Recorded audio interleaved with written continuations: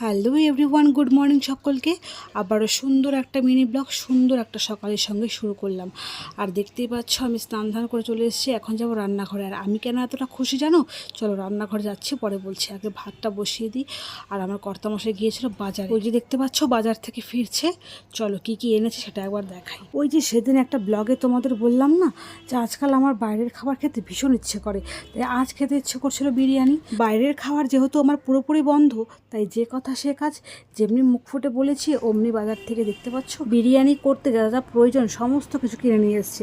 আর চিকেনগুলো দেখেছো, একদম সলিড পিস নিয়ে এসছে। এখানে 1 কিলো চিকেন রয়েছে। চলো ঝটফট আগে রান্না বান্নাটা সেরে নিই।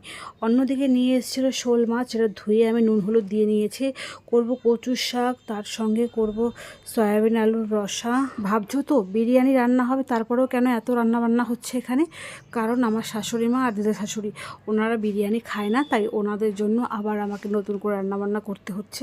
তোমাদের সঙ্গে গল্প করতে করতে আমার রান্নাবান্নাও পুরো কমপ্লিট হয়ে গেছে। কাল দিদা বাড়ির গাছের আম নিয়ে এসেছিলো, চলো 2-3টে আম খেয়ে নিই। ও 2-3টেতে হলো না, শেষে 4টে আম নিয়ে বসেছে। আর আমগুলো দেখেছো কি সুন্দর না, দেখে যেন লোভ হচ্ছে। আর খেতেও এত ভালো ছিল সেটা বলে বোঝানো যাবে না।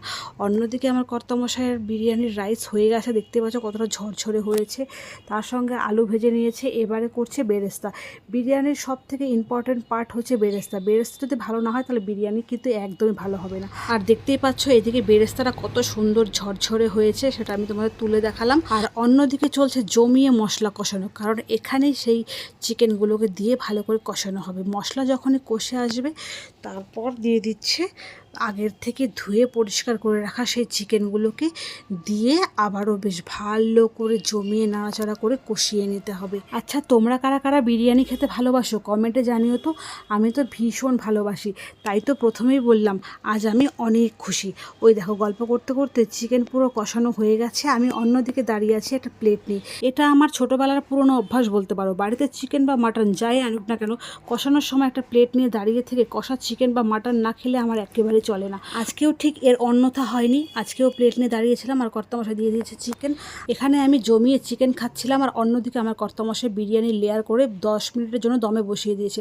তারপর কি সার্ভ করে দিয়ে দিল। দেখতে পাচ্ছ চিকেন লেগ পিস আর কতটা সুন্দরভাবে হয়েছে, খুলে খুলে আসছে। কি দেখে শুধু জিভে জল আনলেই হবে? তোমাদের জন্য আমি ব্যবস্থা করে রেখেছি। তোমরা যারা নতুন দেখছো তারা আমার চ্যানেলে গিয়ে দেখো, বিরিয়ানির রেসিপি দেওয়া আছে। ঝটফট ভিডিওটা দেখে সেভ করে বানিয়ে খেয়ে আমাকে কমেন্টে জানাও যে বিরিয়ানি কেমন হয়েছে। তবে বন্ধুরা, এই মুহূর্তে বিরিয়ানিটাকেই আমি এনজয় করি। ততক্ষণের জন্য সকলকে টাটা। তোমরা সকলে সুস্থ থেকো, ভালো থেকো।